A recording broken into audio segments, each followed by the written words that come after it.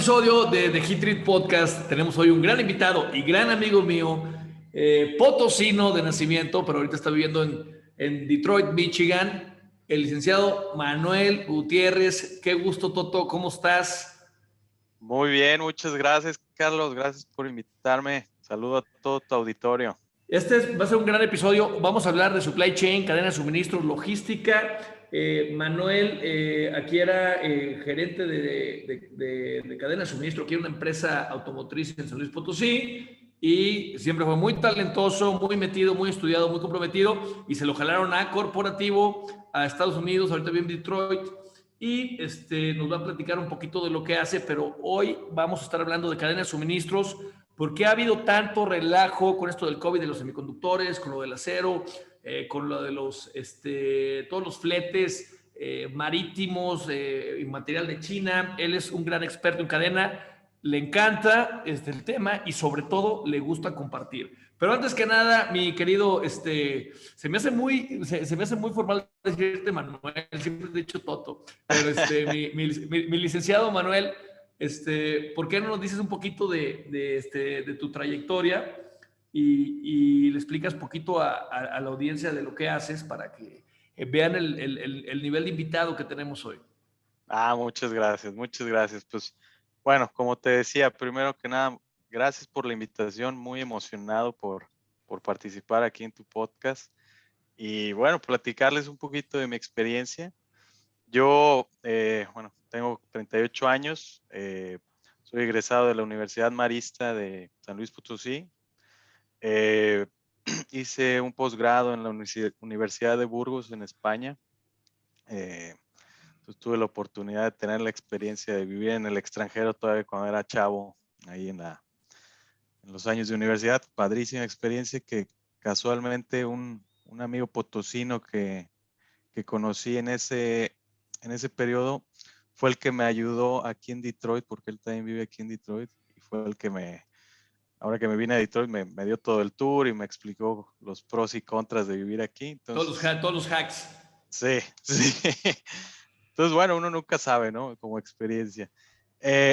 Y bueno, posteriormente ingresé a la industria ahí en San Luis Potosí, como muy famosa la industria automotriz ahí.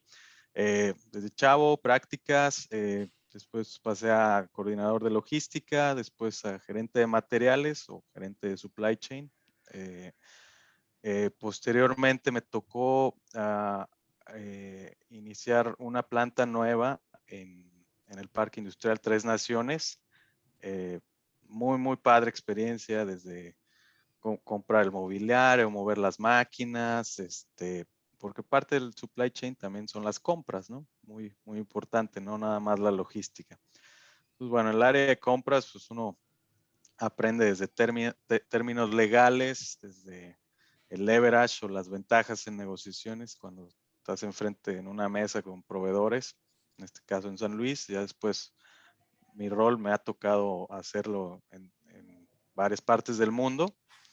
Y pues bueno, en 2016 se abre, como comentas, la oportunidad de venirme acá al corporativo, a la empresa donde trabajo. Entonces ya estoy por cumplir 5 años aquí.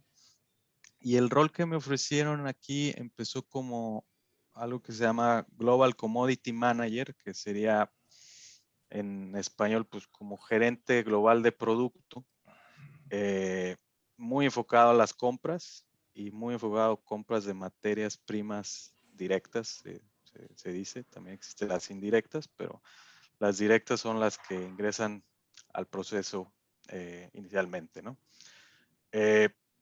En estos 5 años les puedo platicar, he tenido la gran bendición y ventaja de poder viajar a Asia, negociar con proveedores asiáticos, a Europa, a Sudamérica, Argentina, Brasil, y bueno, todo aquí en Estados Unidos.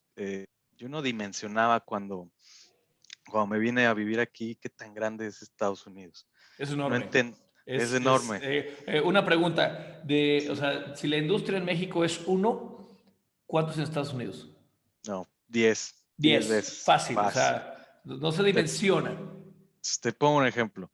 Llegaba y y decía, ¿por qué necesitamos tener un almacén en la West Coast y otro en la East Coast?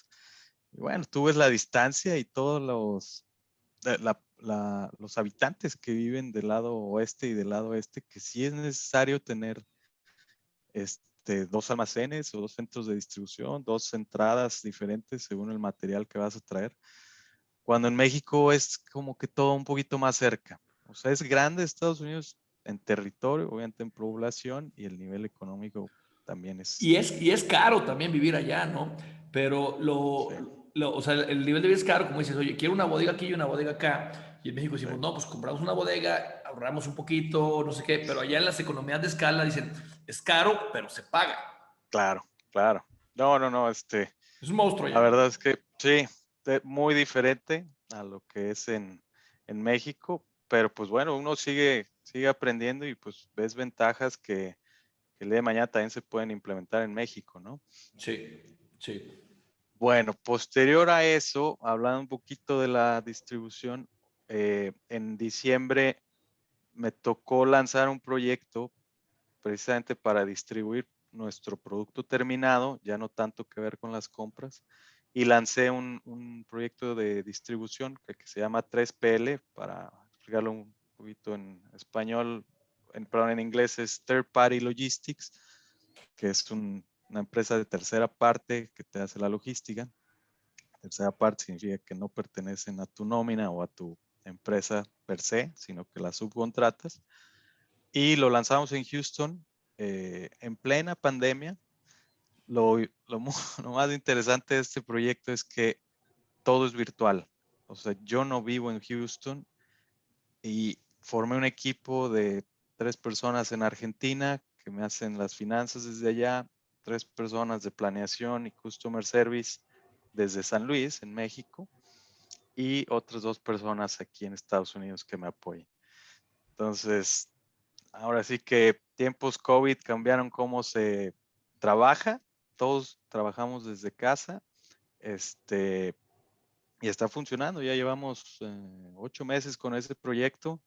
La verdad, los primeros meses, claro que tuve que ir a Houston y estar ahí cada semana, pero hoy en día ya se está manejando casi solo ese proyecto y muy contento de haber formado ese equipo también internacional. Padrísimo, padrísimo. Sí, Entonces, para entrar un poquito en tema, vamos a hablar de supply chain o cadena de suministros. sí, Acaba de decir algo bien interesante. Uno piensa que a veces nada más es pura logística o a veces son compras, pero realmente el supply chain abarca más.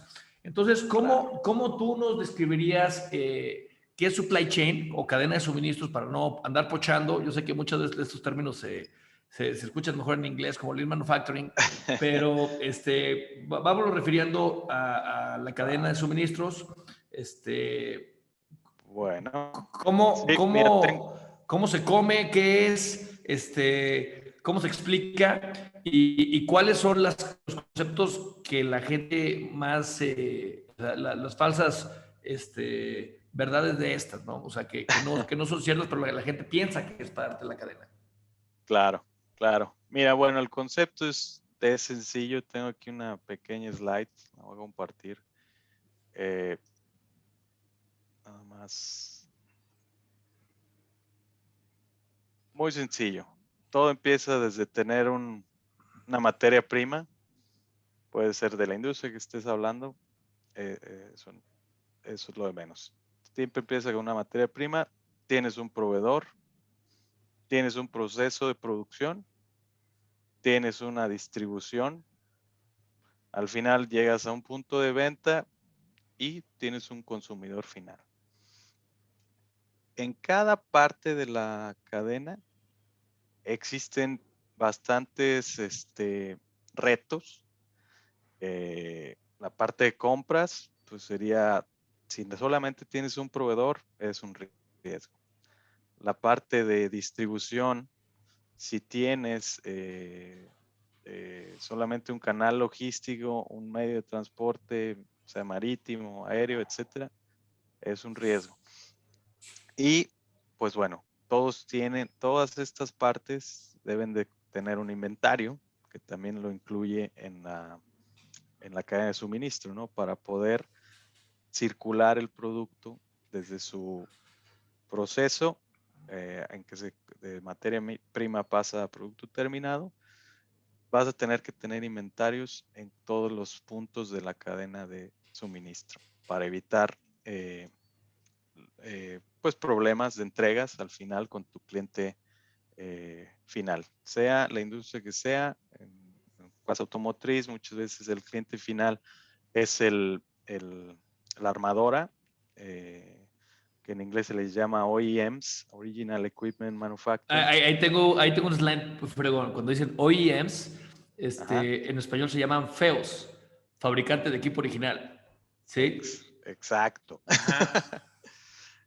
O puede ser tan sencillo como que pidas algo en Amazon sin hacer comercial, ¿verdad? Pero pues cuando tú pides algo online y tú estás esperando que te llegue a tu casa, tú eres el consumidor final, ¿no?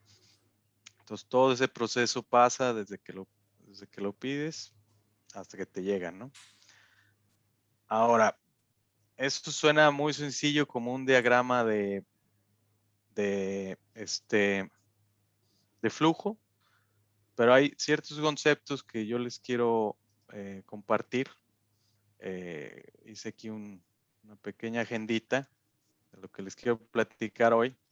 No estamos viendo tu pantalla, ¿estás compartiendo? Ah, sí, sí, sí. ¿Ahí no No, la ven? no lo vemos. Ah, caray. Ya la vemos. A ver. Entonces,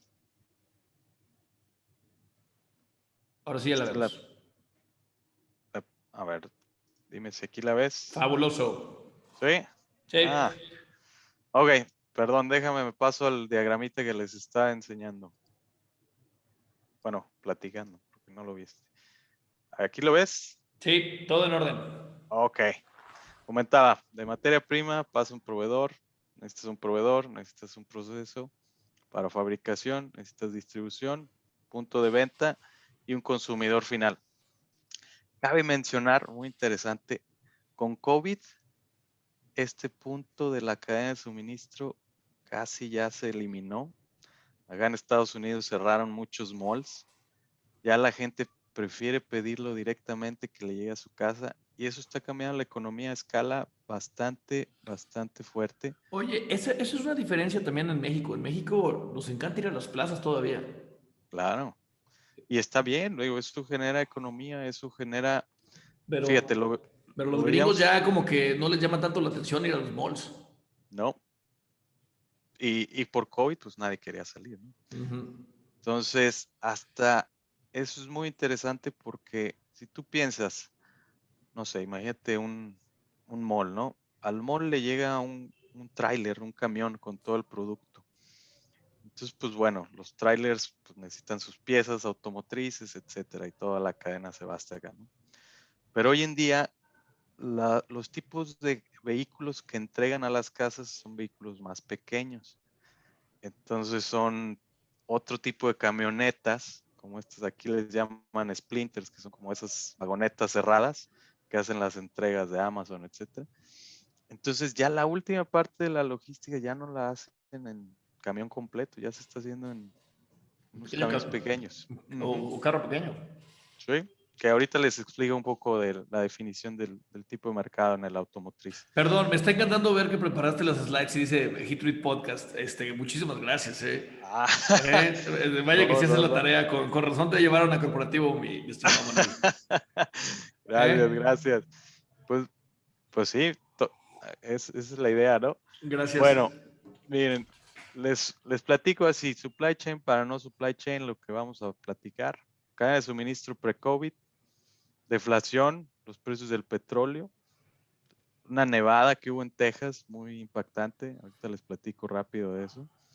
La industria automotriz, quiero que entiendan el crecimiento pre y post-COVID. Ahí te voy a lanzar una pregunta de cuántos millones de vehículos crees que se fabrican al año. El tipo de máquinas, este tema es tan, tan controversial como hablar de religión. Dicen, nunca hables de política ni de religión.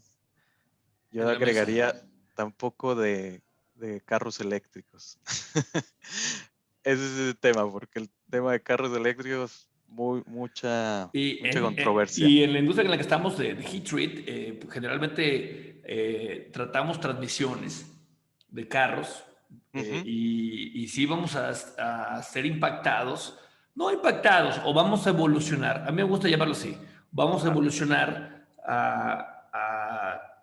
a la demanda del mercado eléctrico, porque no va a ser, o sea, como dices tú, nuestro tipo de máquina es totalmente impactada por la conversión de lo que ya lo llaman ICE, Internal Combustion Engines, exacto. a BE.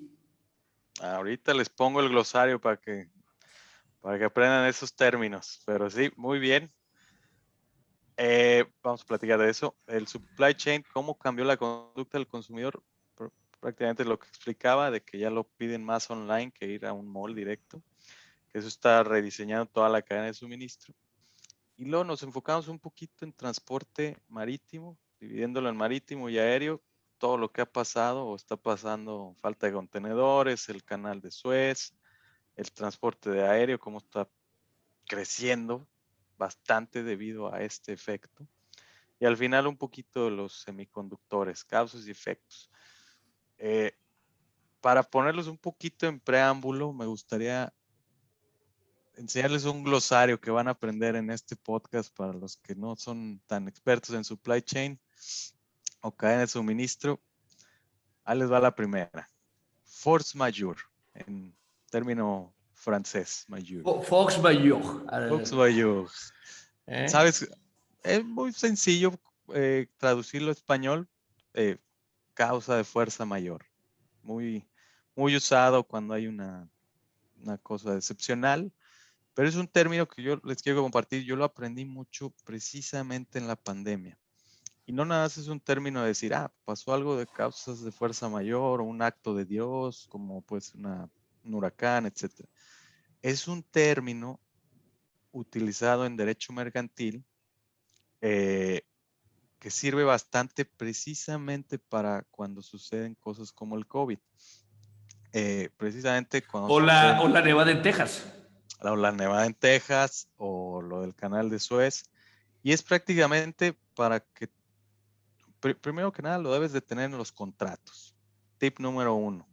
Tus contratos con proveedores y con clientes deben de tener una cláusula de force majeure. ¿Qué significa? Que si algo pasa, que es una fuerza mayor, tú puedes parar operaciones o parar entregas sin que seas, en este caso, demandado o castigado, multado, Multado. eh, porque es algo que está fuera de tu control. Ahora, cuando pasó COVID, cartas de force majeure por todos lados, todos los proveedores, tú haces una, tú se lo das a tus clientes y todos están en force majeure. No es tan fácil hacerla, sí tiene que, obviamente, ser revisada y es un término legal y no es como que en cualquier momento la puedas utilizar. Tiene ciertas reglas. Imagínate que tú le provees a varios clientes, ¿no? Y tus clientes, pues entre ellos son competencia. A ti te pasa algo, Dios quiera, no, o sea, una tormenta, un huracán en tu planta. Cuando ya reactives operaciones, el force majeure te dice que debes de surtirles equitativamente a cada uno. Porque imagínate que tú le surtes, ya te reactivas, le surtes primero toda tu producción de una semana a un cliente, entonces ese cliente ya tiene ventaja contra tu competidor. Entonces, perdón, contra el competidor de tu cliente. Entonces, pues te podrían, o sea, lo vas a arruinar, ¿no? Porque él ya no va a obtener material para producir. Entonces, ese tipo de terminologías muy usadas hoy en COVID, muy usadas en force majeure, sí, en force majeure con COVID y en las compras o ventas actualmente. Entonces, primer concepto, espero que lo haya explicado bien. Segundo concepto, GDP, en inglés Global Domestic Product, ahorita vamos a platicar muy rápido, en español conocido como el PIB, y pues básicamente te mide el crecimiento de un país. Ahorita vamos a hablar del GDP pre-COVID, post-COVID y qué se espera. Otro parte del glosario, los TEUs, que son los 20 Food Equivalent Unit. son los contenedores marítimos de 20 pies. Cuando hablas mucho de transporte marítimo en los puertos, te dicen, bueno, ¿cuántos TEUs mueves al año? ¿Cuántos TEUs tiene capacidad tal puerto? Y cada TEU es un contenedor de 20 pies. Existen de 40, entonces serían 2 TEUs. Aquí está lo que platicamos. Ibis. Los famosos EVs, Oye, Vehicles. y para los fresas, Tesla. Sí, Teslas. los Sí. Teslas. Eh, Curioso, fui a manejar el Volkswagen i4. Aquí lo tenían en un mall ahí de prueba de manejo gratis. No, se maneja padrísimo. De 0 a 100, no me acuerdo, 4 segundos, algo así. Hasta te jala la cabeza para atrás cuando le aceleras. Bueno, este es un tema muy, muy, muy fuerte que está sucediendo. No es, y les tengo ahí una gráfica bien interesante, no es como que mañana todo va a ser eléctrico. No es como que ellos tengan todo el mercado. Ahorita les explico por qué. La otra cara de la moneda de los EVs es los ICE, que tú mencionas, Internal Combustion Engines, que son más que nada equipos, coches de Combustión gasolina o de interna, diésel. coche de gasolina o de Ujú, diésel. ujú. Híbrido, muy, muy en vogue esta palabra. Eh, pues prácticamente es una máquina que tiene un motor eléctrico y un motor de gasolina. Hay varios tipos de híbrido, el start-stop, es donde te frenas y se apaga y luego se vuelve a prender. Hay otros que guardan la energía y etcétera, pero el concepto es que tienen las dos. Aquí sí, para que veas si es un mercado automotriz que está creciendo más que el EV. Ahorita lo vas a ver en una gráfica. Bueno, término, otro glosario, semiconductors, mejor conocido como chips Chips. o microprocesadores. No nada más se usan en los coches, se usan en laptops, computadoras, PlayStation, Xbox, lo que sea. También están muy usados ahorita para minar Bitcoin. Ah, Sí. eso no sabía. Es la teoría de la conspiración, que se acabaron los semiconductores porque las compañías que los fabrican están minando Bitcoin. Ah, Sí. Conspiración. ok, ok. Bueno, ese dato no lo tengo. Sí. Este, y bueno, un concepto muy similar a lo de los TEOs son los pasajeros belly, que es una unidad de medida utilizada en los vuelos de carga. Pues imagínate, ¿por qué es tan importante? Y lo puse aquí, porque ya nadie está volando en tiempos COVID. Ya no hay tantos vuelos como había de pasajeros, No, lo no se ha cual, reactivado mucho en Estados Unidos. Aquí en México, te subes a un avión y está atascado, ¿eh? pues aquí en Estados Unidos, vuelos intra Estados Unidos, sí, vuelos continentales Internacionales o está parado, internacionales, está más parado. está, sí, mitad de capacidad. Ahí tengo una gráfica interesante. Entonces, bueno, espero que para tu auditorio les sirva esto y podemos arrancarnos con lo que sigue, porque vamos a hablar de varios de estos conceptos. Padrísimo. Bueno, Sí, sí estoy aprendiendo algo, ¿eh? A mí me qué sirven estos bueno. podcasts para aprender. ¿Se dice tu auditorio o tus cuentavientes? Diría Yo, yo, Marta yo de le baile. digo, yo le digo los likers y los haters. ¿Eh? Ok, para Para todos, los todos son likers. buenos. ¿Eh? Ok, bueno, miren, pues muy, muy resumido, pues ¿qué pasó con el COVID en el supply chain? Pues todo cayó, toda la demanda cayó en 2020, todos lo sabemos.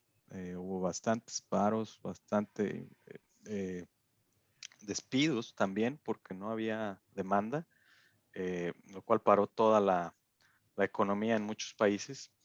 Leía un artículo del New York Times de un economista muy famoso ahí en Estados Unidos, cuando está, y remóntense su mente a 2020, cuando empezó el COVID.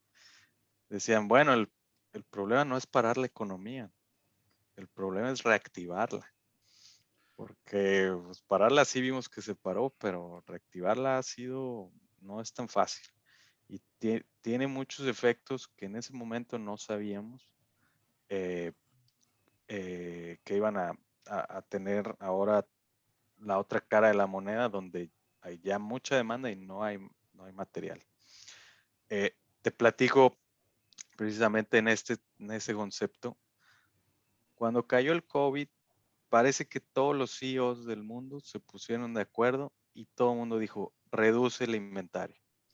¿Por qué? Porque no se va a vender, no quiero tener mi dinero ahí parado, lo cual es muy válido, pues es uno de los KPIs o indicadores importantes para conservar flujo de efectivo, pero nadie, absolutamente nadie se esperaba que la demanda iba a regresar y ya nadie iba a tener inventario.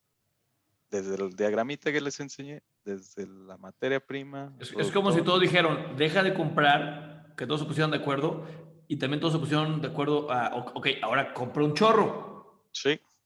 Sí.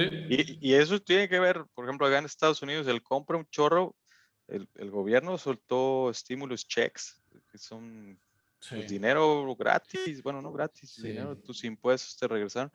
Eso reactivó la demanda bastante, todo el mundo empezó a comprar.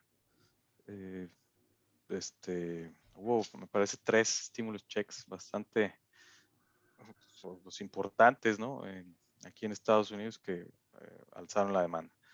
Bueno, entonces, después de eso, pues la demanda, o digamos, estuvo estresada, corta, y pues está atrasada. Ahora que se abren, ahora que han tenido bastantes afectaciones. Una fue el clima, sí, lo que pasó en Texas. Otros son los chips. Otra es la logística que está pasando en contenedores marítimos, sobre todo de Asia hasta este lado del mundo. Y pues que muchos cerraron o redujeron su capacidad y ya no la tienen, igual que la tenían al pre-COVID. Otro ejemplo muy, muy famoso aquí es muy difícil conseguir gente. Hoy en día, mano de obra, porque todo el mundo trae stimulus checks, trae Trae un lana sin seguro necesidad de trabajar. y seguro de desempleo que da aquí el gobierno, entonces hay que trabajar. Entonces, no tienes trabajadores, no tienes capacidad para surtir esa demanda. Este dato, o bueno, esto quiero que lo piensen muy bien. No quiere decir que 2021 haya más demanda. Más o menos está muy similar al 2019. Se siente que es mucho, pues porque en 2020 fue muy poca, ¿no? Entonces, cuando la reactivas así, sientes el golpe. Pero si tú, y hablo de la industria automotriz, si tú lo ves contra los números 2020, de 2019 y 2021, son muy similares. Y aquí les voy a enseñar algo del GDP o del crecimiento por país. China, pues, está creciendo a cierto ritmo, muy similar a 2019, y el resto del mundo lo está tratando de alcanzar. ¿Qué provocó eso? Pues que todos los precios, hablando de compras, hablando de commodities o productos, subieron. Tanto el petróleo como, que es un muy importante driver de precios. El acero también, que nos impacta muchísimo a todos, pasó lo mismo. O sea, Sí, subió porque oferta y demanda. sí, Todo el mundo quiso precisamente. acero, muchísimo acero al mismo tiempo. Ujú, Y pues las acereras están papeando, supongo, ¿no? claro, y las acereras y las petroquímicas, las de hule también, Que son es las lo grandes mismo. corporaciones mundiales, ¿no? O sea, Sí, las de materias primas, la petroquímica, la acerera, no sé si también la vidriera pudiera ser, minería, todo sí, eso, o sea, los raw materials son los que están papeando durísimo. exactamente. Y eso le enseñó mucho a los famosos OEMs, como que les dio un estate quieto, como que los OEMs siempre creían que podían mover y aplastar a los proveedores. Y ya el claro ejemplo es los semiconductores, que ahorita hablamos de esto. Es una cosa así de chiquita puso a parar todo el mundo, ¿no? Lo que es un chip paró todo. Eh, bueno, entonces, pues están arriba y se espera que empiecen a bajar un poquito en alguna parte de este año. Contento. Qué chido, qué chido. ¿Le seguimos? Tú me dices, ¿ven la pantalla? Sí, sí, vemos la pantalla muy bien. Va. Ok, seguimos con el podcast. Ok, bueno, les platico. El mundo venía creciendo 2.6, bajó a 3.5. Sí se espera 5.7 en este año, pero si tú haces la matemática, menos más evidentemente no estamos creciendo a mayores ritmos que en 2019, ¿verdad? Entonces la demanda sí más o menos se compara 2021 con 19. 2022 se espera ahora sí un mayor crecimiento. Estamos hablando del 4.5. Algo interesante, a mí me llama mucho la atención que el nuevo dragón dormido es India. India. Tiene unos, no tengo la gráfica anterior, pero sí andaban creciendo a un 7, 6%, muy similar a lo que muestra China. Y bueno, aquí está claro cómo se piensan recuperar ellos, y en 2022 sería el país que va a crecer más. Entonces, India es una potencia, si no es que ya lo es, o va a ser una potencia económica bastante importante. Si lo quieren ver en gráfica, más o menos así se ha visto. En la Eurozone, en Estados Unidos, obviamente a todos les afectó el COVID, no es como que a una parte del mundo. Y esto es como se piensa recuperar. Ahora, un driver o un conductor de la economía muy importante es el petróleo, ¿no? No sé si se acuerdan, a principios de 2020 que había exceso de petróleo, que Que incluso no tenían dónde guardarlos. no tenían dónde guardarlos. Aquí la gasolina, bueno, no sé si te acuerdas, aquí me llegó a tocar el galón a menos de $1, como 85 centavos el galón de gasolina. Baratísimo, baratísimo. Hoy, esta semana, $3 el galón. Entonces, nada más te hablo de la gasolina de mi coche, ¿verdad?